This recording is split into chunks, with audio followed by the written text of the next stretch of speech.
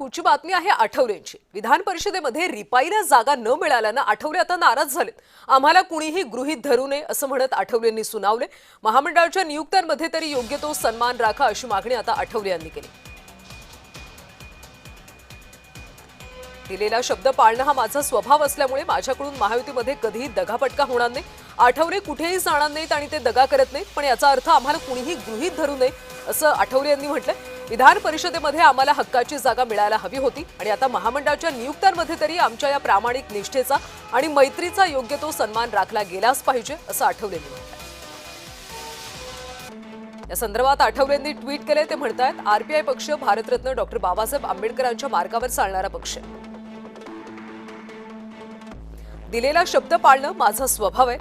माझ्याकडून कधीही दगाफटका होणार नाही। आठवले कुठेही जाणार नाहीत याचा अर्थ आम्हाला गृहीत धरावं असा नाही। विधान परिषदेमध्ये आम्हाला हक्काची जागा मिळायला हवी होती।